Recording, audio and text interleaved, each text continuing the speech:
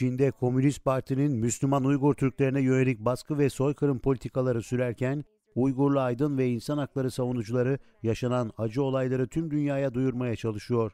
Amerika'da yaşayan Uygur Türklerinden olan insan hakları savunucusu Ruşen Abbas, Amerikan Kongresi'nin özel oturumunda yaptığı konuşmada Doğu Türkistan'da yaşanan baskı ve soykırım politikalarını anlattı.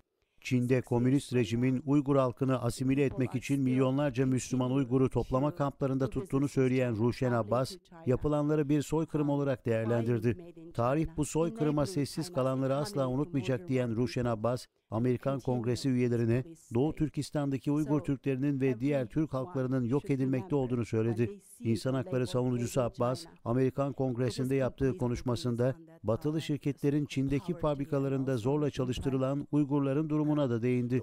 Dünyanın önde gelen şirketlerinde toplama kamplarında yaşayan Uygurların zorla çalıştırıldığını belirten Ruşen Abbas, bu zorbalığın 75 yıl önce Nazi kamplarında tutulan Yahudilere de uygulandığını ifade etti. Amerikalı senatörlere Çin'de yapılan bu insan hakları ihlallerinin Amerika'yı da bağladığını hatırlatan Abbas, Amerikan yasaları bireysel suçlarla uluslararası Magnitsky yaptırımlarını zorunlu kıldığını ve zorla çalıştırılan işçiler tarafından üretilen ürünlerin ticaretini yasakladığını söyledi.